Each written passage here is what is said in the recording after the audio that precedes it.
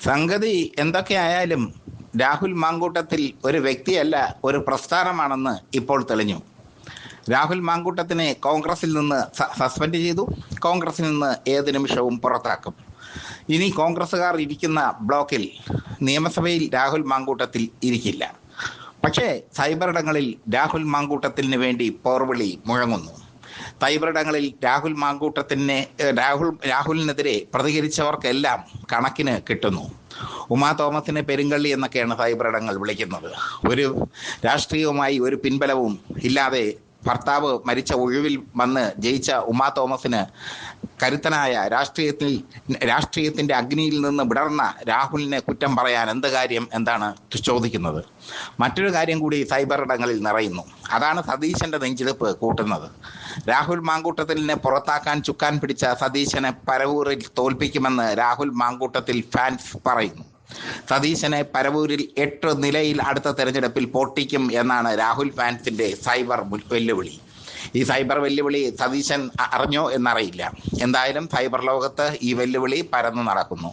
ഇതോടെ രാഹുൽ മാങ്കൂട്ടത്തിന് പിന്നിൽ ആളുണ്ട് എന്ന് വ്യക്തമായി.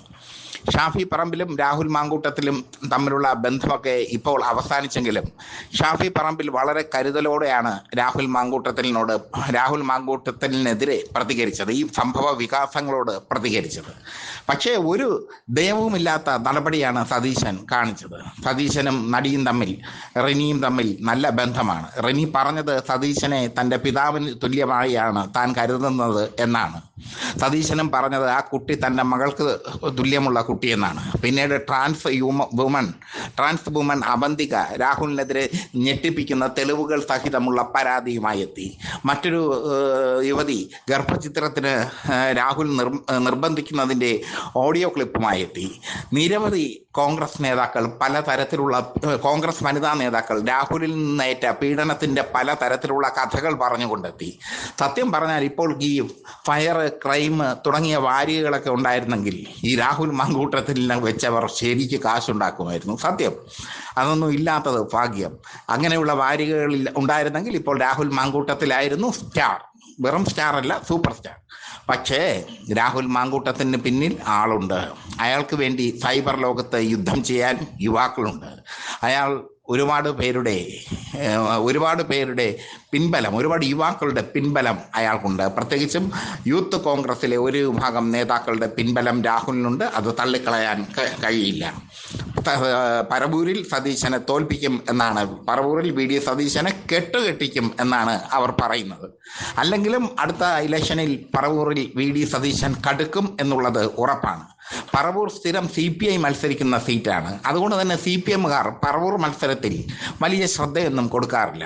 പക്ഷേ ഇത്തവണ പറവൂരിൽ CPIയിൽ നിന്ന് ആ സീറ്റ് ഏറ്റെടുക്കും. പകരം CPIക്ക് മറ്റൊരു സീറ്റ് കൊടുക്കാം എന്നാണ് CPM പറയുന്നത്. ഈ സാഹചര്യത്തിൽ പറവൂരിൽ സതീശൻ ടൈറ്റ് ആവും. അതിനൊപ്പം രാഹുൽ ഫാൻസുകാരുടെ വോട്ടും കൂടെ എതിർ സ്ഥാനാർത്ഥിക്ക് ലഭിച്ചാൽ സതീശൻ പെട്ടുപോകും എന്നുള്ളത് ഉറപ്പാണ്. ചുരുക്കത്തിൽ രാഹുൽ പുറത്തു പോകുന്നത് സതീശനെയും കൊണ്ടേ പോകൂ എന്ന് പറയുന്ന കണക്കാണ്.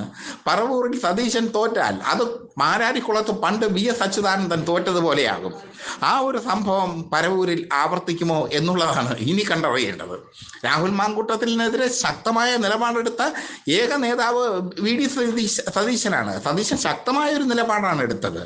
രമേശ് ചെന്നിത്തലയൊക്കെ ശക്തമായ നിലപാടെടുത്തെങ്കിലും പ്രതിപക്ഷ നേതാവെന്ന നിലയിൽ സതീശൻ ശക്തമായ നിലപാടെടുക്കുകയും രാഹുലിനെ ആട്ടിപ്പുറത്താക്കുകയും ചെയ്തു. പക്ഷേ സൈബറിടങ്ങളിൽ രാഹുലിന് അനുകൂലമായി ഒരു തരംഗം ഉരുത്തിരിക്കുന്നു. വി.ഡി. സതീശൻ ഈ തരംഗം കണ്ടുപോകുന്നറിയില്ല. അവർ ഒന്നടങ്കം പറയുന്നു, അടുത്ത തെരഞ്ഞെടുപ്പിൽ പറവൂരിൽ വി.ഡി. സതീശനെ കെട്ടുകെട്ടിക്കും. വി.ഡി. സതീശന് തീ പിടിച്ചു തുടങ്ങി എന്നർത്ഥം. എന്തായാലും വി.ഡി. സതീശൻ ഫാൻസുകാർ ഇതിനോട് എങ്ങനെ പ്രതികരിക്കും എന്ന് നമുക്ക് കാത്തിരുന്ന് കാണാം.